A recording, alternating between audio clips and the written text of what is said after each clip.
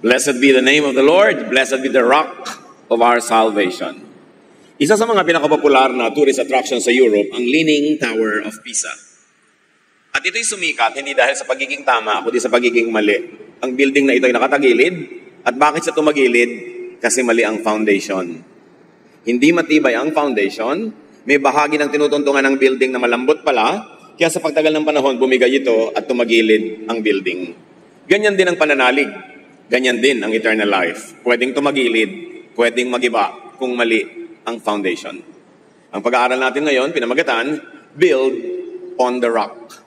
Kailangan matibay ang pundasyon ng ating pananalig, ng ating kaligtasan, ng ating buhay na walang hanggan. Salamat Panginoon dahil pwede kaming magkaroon ng rock as our foundation. Salamat sa inyo Ama dahil ipinadala niyo ang inyong anak na si Jesus upang maging tagapagligtas namin, gabay, guro at tagapagpala. Sa sandaling ito, patuloy niyo po kaming pagpaliwanagan, Panginoon. Forgive us for all our sins. Cleanse us and now enable us to see you in a clearer way. Teach us, guide us. In the name of your Son, Jesus, we pray with thanksgiving. Build on the rock. Jesus speaks in Matthew 7:24 to 27. Therefore, everyone who hears these words of mine and puts them into practice is like a wise man who built his house on the rock. The rain came down, the streams rose, and the winds blew and beat against the house, yet it did not fall, because it had its foundation on the rock. Sino man daw ang makapakinig ng salita ng Panginoong Diyos, ni Jesus, at sumunod dito, at ito'y isabuhay, ay matutulad sa isang napakatalinong tao na nagtayo ng bahay sa ibabaw ng malaking bato, bundok na bato. Umulan man daw, tumaas ang tubig, lumakas ang hangin at hampasin ang bahay na ito, ay hindi ito matutumba, hindi ito matitinag dahil ito ay nakaugat, nakatungtong sa bato. So hearing and obeying the words of Jesus is like building a house on the rock. And take note of the Greek rendition, the rock, not a rock. Hindi isa lang na bato, kundi ang bato. Specific na bato, hindi kahit anong bato lamang. And house here, it could mean faith. Of course, it means spirituality, and it refers to eternal life. Even daily, practical life. Ang pinag-uusapang bahay na itinatayo natin ay ang ating pananalig, ang ating espiritualidad, ang buhay na walang hanggan, at maging ang pang-araw-araw na paraan ng ating pamumuhay, maihahalin tulad sa isang bahay na ating binubuo. Kailangan nakatayo, nakatungtong sa bato, nakasandal sa pader. Therefore, those who listen to and obey Jesus build their spirituality and faith and eternal life on the rock, the strong foundation. Pinakalinaw-linaw dito na upang makabuo tayo ng isang matibay na pananalig, isang buhay na walang hanggan na hindi matitinag ng anumang uri ng pagsubok o ng paghuhusga, kailangan ito ay nakasalalay kay Jesus sa pakikinig sa kanyang turo at sa pagsunod dito. Hindi sapat na madinig, kailangan sundin. At hindi sapat na makinig at sumunod kahit kanino na lamang, dapat kay Jesus kasi siya ang tunay na bato. The words of Jesus and the person of Jesus are the rock. Ano man ang ating pananalig, ano man ang ating values, ano man ang gagawin nating method, approach to life, philosophy in life, dapat nakaayon sa katuruan ni Jesus para ito ay maging matibay, matatag, at ito ay makalampas ng kahit anong pagsubok, lalo na ng judgment. 1 Corinthians 10:3-4, they all ate the same spiritual food and drank the same spiritual drink, for they drank from the spiritual rock that accompanied them, and that rock was Christ. Here, Paul is very clear about who the rock was and who the rock is. None other than Christ. Paul was referring to the Exodus, when the people in the desert ate bread coming from heaven and drank from water that gushed out of the rock. Symbolically, metaphorically, and practically, Paul was saying that rock was Christ. The life of the people of the Exodus, the life of the people then and now, all depend on this rock. And Paul is clear in identifying who the rock was. The rock was Christ. Those that build their faith and spirituality based on Jesus and His teachings build on the strong foundation. Ang tanong ay, may iba pa bang rock? Maraming itinuturing ang mga tao na kanilang rock. Kaya doon naman sila nagbabase ng kanilang pananalig, ng kanilang pamantayan sa buhay, ng mga values nila, ng kanilang sense of morality, sense of right and wrong, at pati na kanilang kaligtasan ay doon nila iniaasa. Pero ang sinasabi ng Biblia at nililinaw ni Paul, there is only one rock, and that is Jesus. At nilinaw pa yan ni Jesus mismo nung sinabi niya that these who hear my words build on the rock, and that is me. I am the rock. May tanong ang maraming mga religyoso, isn't Peter the rock? Isn't Peter the disciple, the apostle, the foundation of the church? Dahil sa sinabi ni Jesus sa Matthew 16:18 to 19. Sabi niya kay Pedro, dahil kausap niya, and I tell you that you are Peter, and on this rock I will build my church, and the gates of Hades or hell will not overcome it. Napakaraming naging misreading ng verse na ito. Ang pinagmulan nito ay yung kwento na isang araw na nagdatingan ng mga disipulo ng Panginoon mula sa pagmimisyon kung saan-saan, ay tinanong sila ni Lord. Sabi ni Jesus, ano ba ang sabi ng mga tao kung sino ako?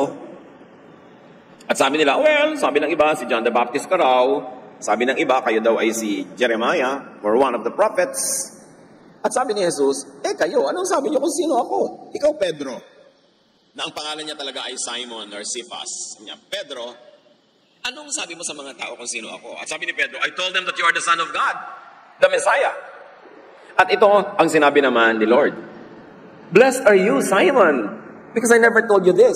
No human being told you this. It is the Father in heaven that must have told you this. At yan itinuloy niya, and I tell you, if I am the Christ, and you are Peter, and on this rock I will build my church, and the gates of Hades will not overcome it. And the reading in English confuses many people because they think that the rock and Peter were one and the same. And there is a play of words here na dapat himayin. Yung Matthew 16:18 to 19, if we're going to read it in Greek, especially the nouns, sabi ni Lord kay Peter, I tell you that you are Peter. It's a new given name. In Greek, it was Petros, a male, a masculine noun, meaning a small rock. Kaya nung sinabi ni Pedro kay Jesus, I told them that you are the Christ. Sinabi naman ni Jesus, and I tell you, you are Petros. Ito na ang bago mong pangalan, small rock. You are Petros. And on this, the rock. In Greek, it has the article the, very definite. And I tell you that in this, the rock, or the Petra, a feminine noun, meaning a boulder, a big rock, I will build my church, and the gates of Hades will not overcome it. So the Petra on which the church would be built is not the Petros, the new name of Peter. Read it in Greek and it will be very clear. Ang English kasi can be very confusing. As they say, all translations are bastards. Kasi sa English nga, yung love, one word lang. Sa Greek, may phileo, may agape, may eros, maraming loves. Pero sa English, isang love lang yon. Halimbawa, sa English, isa lang ang rice. Sa atin, hindi lang marami. May wagwag, may intan, may sari-saring mga rice. Di ba? So, sa atin, ang word lang natin sa snow, yung snow. Pero sa mga Eskimo, there are more than hundreds of words for snow. Kasi ang daming uri ng snow na kilala nila dahil yun ang kasama nila sa buhay araw-araw. But this Petros and Petra must never be confused. Sabi ni Lord, and I tell you, Peter, you are now called Petros, a small rock. And on this Petra, the big rock, I will build my church. Peter, the small rock, is made distinct from Petra, the big rock or boulder, by the masculine and the feminine forms of the nouns. Dalawang topic ang pinag-uusapan sa you are Peter and on this rock. You are Petros and on this Petra. The definite article, the, used with the Petra. The rock. Yung kay Peter, rock lang or small rock, walang the. Magkabukod talaga yon. The rock is the strong, hard, unchanging truth. Rock is not Peter because he is not the truth. Jesus is the truth. Jesus is the rock. At hindi na subject to interpretation ang 1 Corinthians na sinabi ni Paul, the rock was Christ. Sinabi kay Peter ni Lord, on this rock, ano yun? On this truth, on this power that I am the Messiah, the Son of the living God, the church will be founded and built. Appreciate natin yung exchange of ideas ng kwento. Sabi ni Lord, anong sabi niyo kung sino ako? Puro mali ang mga akala ng tao kung sino ako. Sabi ni Peter, ang sabi ko po, kayo ang Mesiyas. Kayo ang anak ng Diyos. At sabi naman ni Lord, aba, kung gano'n na ako ang Mesiyas, ako ang anak ng Diyos, ikaw ngayon tinatawag kong Pedro, small rock. And on this rock, balik sa usapan, on who I am, on the fact that I am the Messiah, I am the Son of God, on this rock, I will build my church. Magkakaroon ng church dahil ako ang anak ng Diyos. Magkakaroon ng church dahil ako ang Mesiyas. Paano naman magkakaroon ng church founded on Peter na isang, kailangan natin siyang irespeto, marami ang kanyang serbisyo sa church, pero hindi siya ang anak ng Diyos at hindi siya ang tagapagligtas, hindi siya ang namatay sa krus, hindi siya ang nabuhay na muli. Paano naman ipapatong sa kanyang iglesia? Paano naman siya ang magiging foundation ng church? All common sense tells you that it cannot be. And the subject of the paragraph was who Jesus was. And when Peter identified him correctly as the Son of God, the Messiah, sabi ni Lord, yes, on that truth, on that rock truth that I am the Messiah, that I am the Son of God, the church will be founded. Magkakaroon ng kaligtasan, magkakaroon ng iglesia, dahil totoo na ako ang anak ng Diyos at ako ang Mesiyas. The church won't and couldn't be founded on Peter, a mere man. 1 Corinthians 10:3-4 is very clear. That rock was Christ. Meron kasi kumisang bansag na Peter the rock. Yes, Peter, a small rock, Petros. Pero hindi siya yung Peter the rock, Petra, on which the church will be built. Sa katotohanan niya yan, o sa kabulaanan niyan, napakaraming magkakahiwalay ng landas. Dahil napakarami na mananalig na si Pedro ang tungtungan ng iglesia. That he founded an institution and that it is only the only ark of safety and salvation according to its own internal teachings. But that is not how to read the Petros and the Petra of Scripture. Wala lang naka-question ng paturuan na yan dahil nung araw ang mga tao naman hindi nagbabasa ng Biblia, hindi nila kayang basahin ng Biblia, hindi sila marunong magbasa. Kaya tumagal lang katuruan hanggang naging parang totoo na wala nang nagtatanong. Pero kung babalikan mo ang pinagbasihan sa Scripture na ngayon ay pwede nang basahin in any language, in any version, malinaw na malinaw, Jesus is the rock. At may problema ba tayo doon if Jesus is the rock? Ang problema kung si Peter yung rock.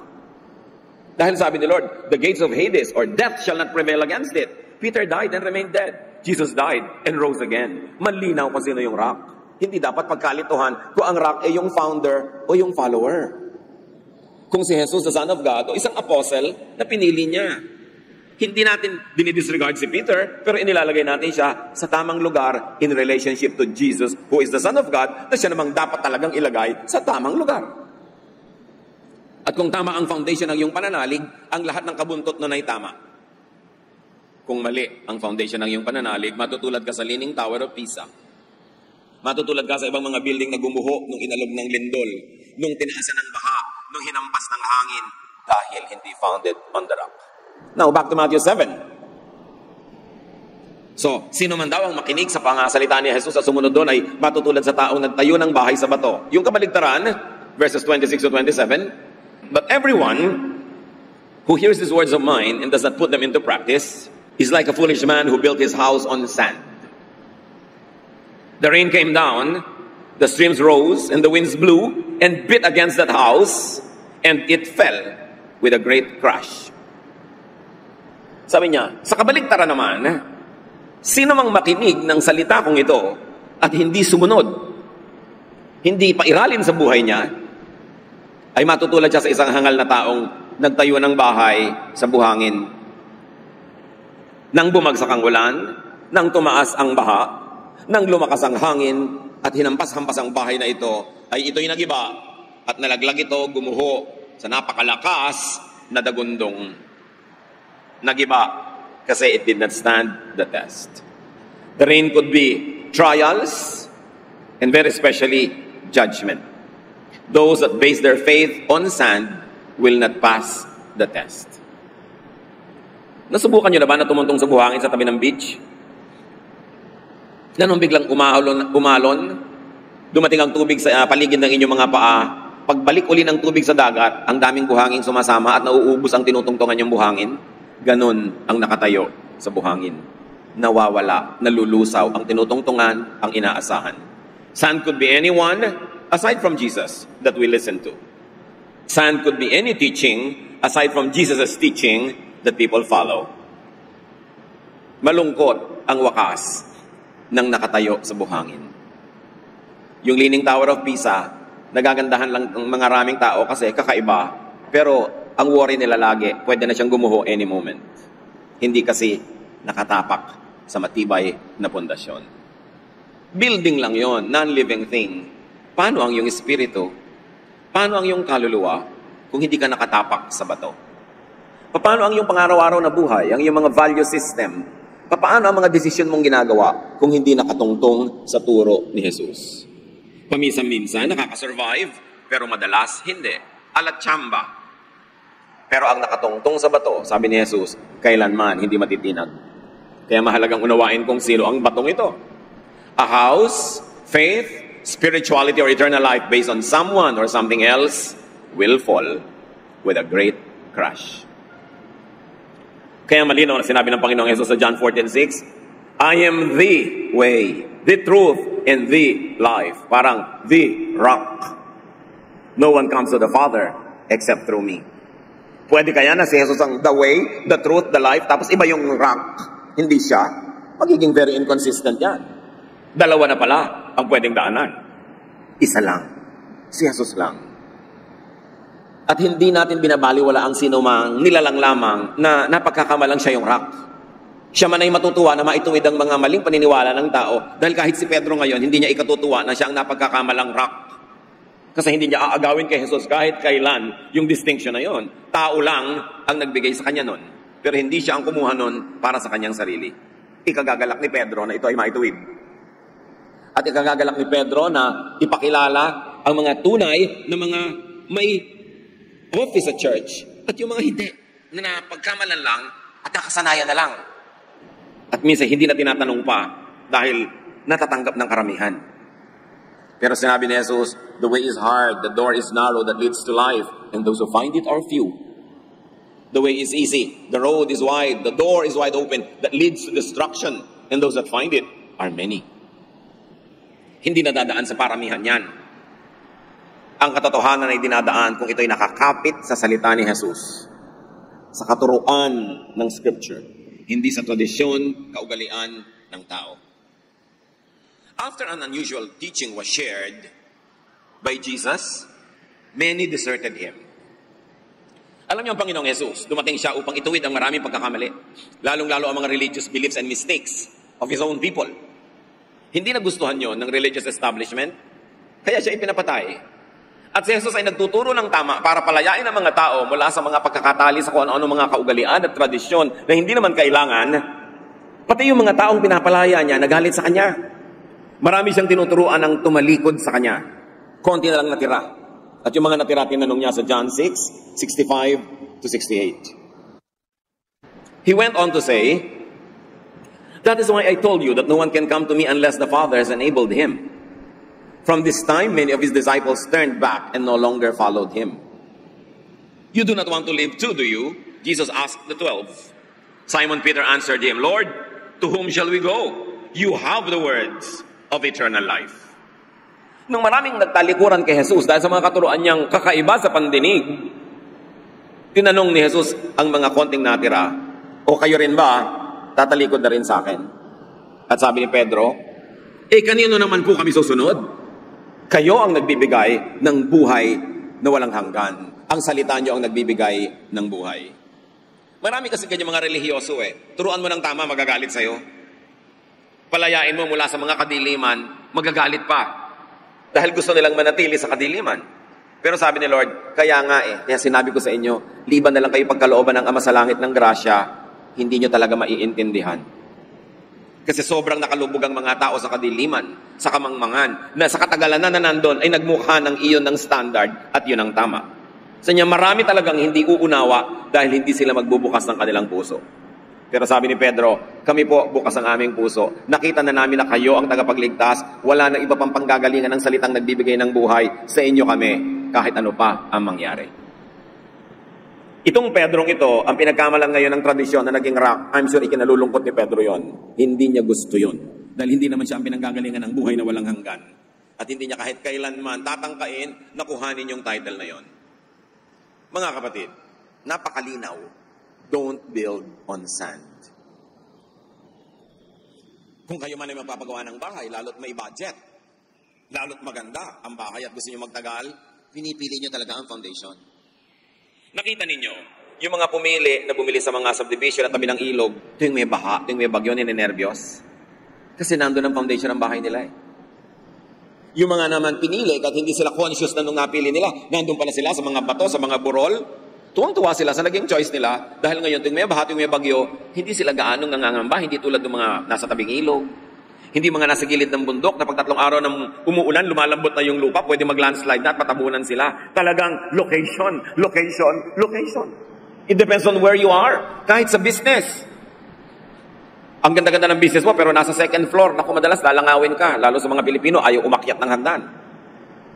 Kaya nga kahit may overpass, tatawirin na yung daan, kahit may malaking, marami nang namatay dito sign. Ayaw umakyat ng hagdan. Ang negosyo mo nasa second floor, naku, himala na lang para yan mabuhay.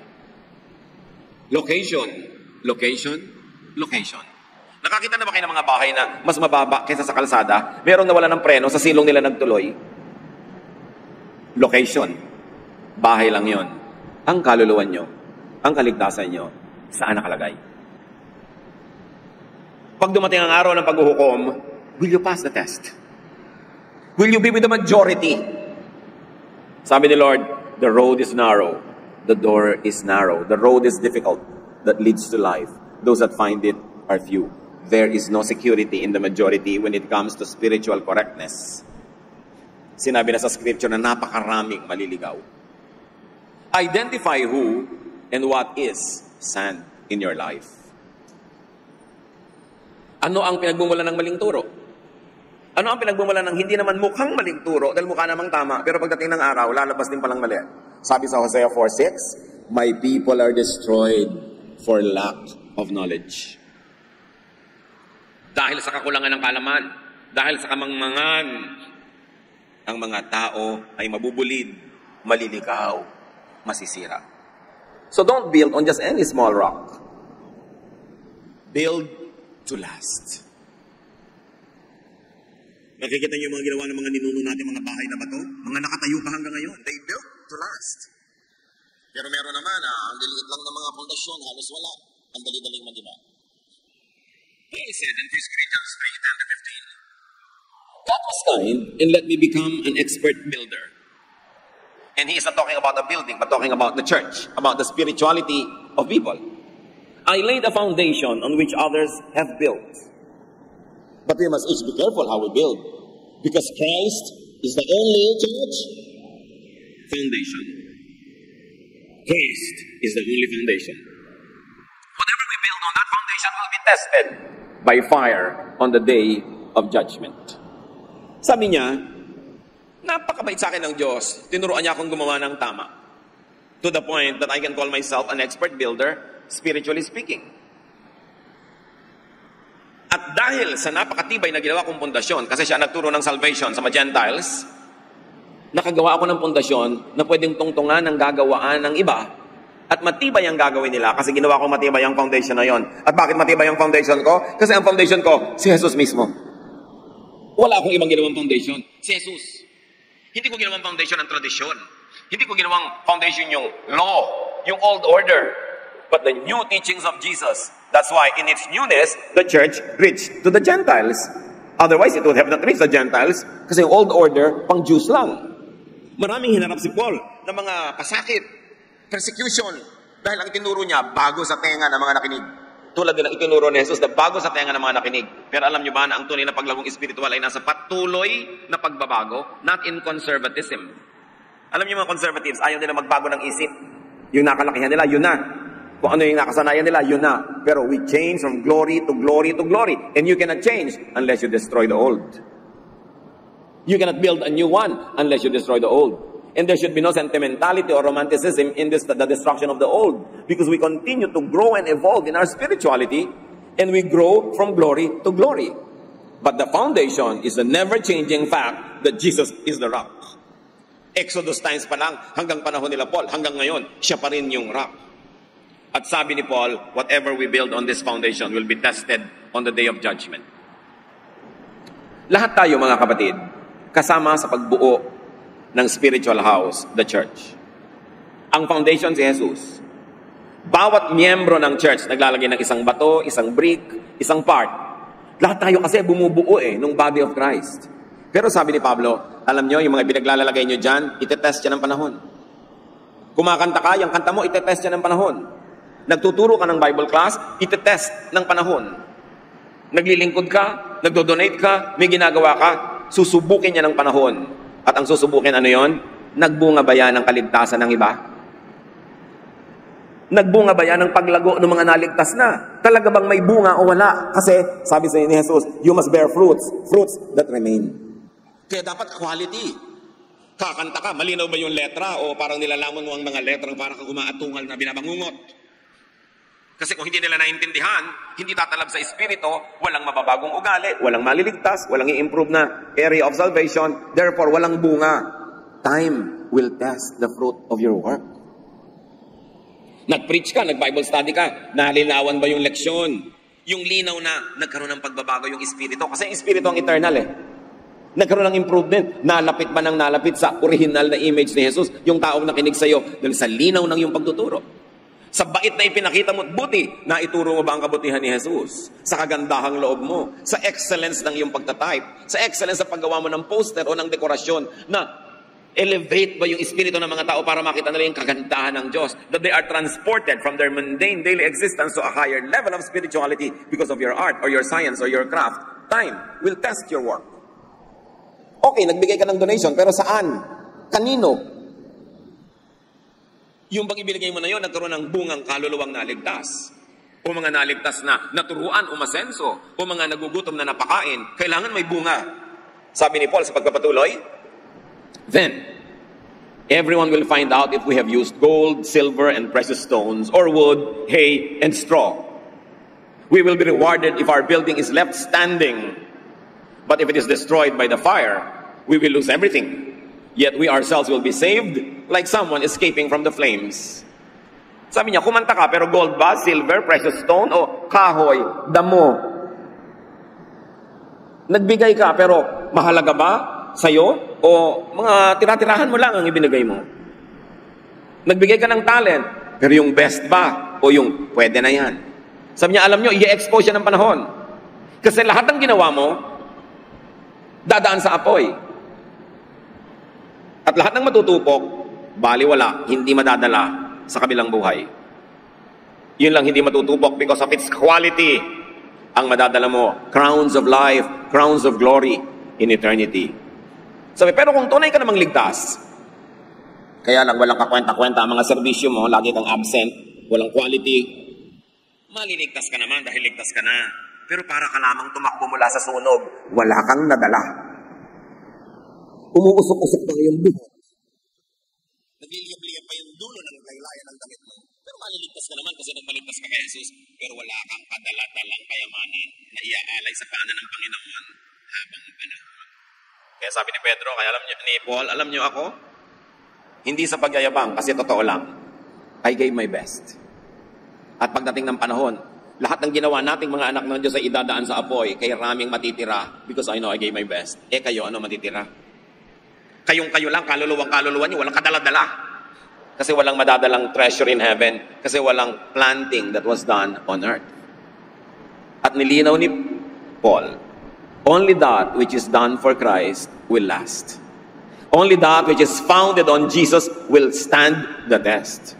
So marami kang ginawang kabaitan, kagandahang loob, but not in the name of Jesus, not in the context of your faith in Jesus, it will not stand the test. Marami kang ginawang religious activity, pero hindi naman founded on the rock, basta religious activity lang, wala kang madadala. Kung sakali mang ikaw ay ligtas nga. Kaya mahalaga mga kapatid, ang usapin ng who is the rock? Are you founded on the rock? So build on the rock, build on Jesus. And how is that done? Know the teaching of Jesus. How can you build on the teaching of Jesus when you don't know the teaching of Jesus? Search for the teachings of Jesus, review and refine the teachings of Jesus. Ihiwalay, parang pumipili ka ng mga bato, hinihiwalay mo sa bigas.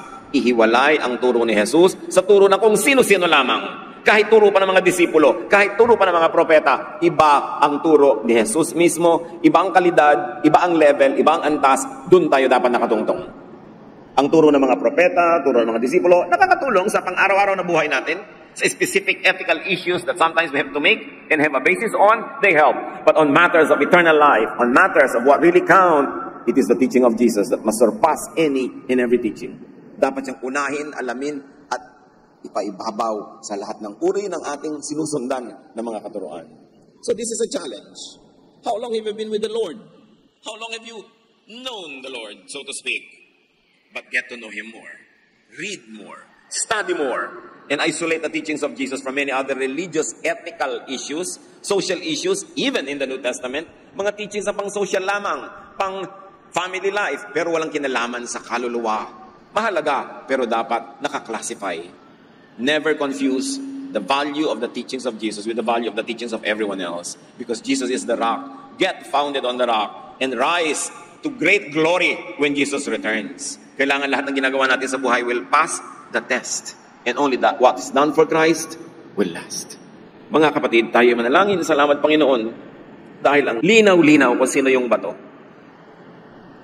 Turuan niyo po kami Panginoon na gawing praktika ng application nito. Kailangan maging kasangkapan mo rin kami sa pagkakalat ng katotohanan kung sino ang bato.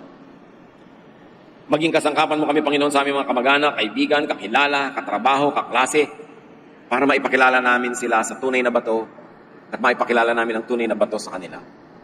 Teach us, Lord, to have compassion for lost souls, to be diplomatic, to be suave, and to be kind when we share the truth. Pero nawa, Panginoon, yung commitment namin sa iyong katotohanan will always be like fire burning in our hearts. At kami man sa pang-araw-araw na buhay, patuloy na magbago ng magbago, umunlad ng umunlad, at lahat ng ginagawa namin para sa inyo will stand the test of fire. Pagbulay-bulayan natin mga kapatid, ang lahat ng practical implications sa buhay natin that Jesus is the real rock of salvation and eternal life. Lord, as your people sit still before you, reveal, teach, heal. Father, we ask in the name of Jesus, your Son,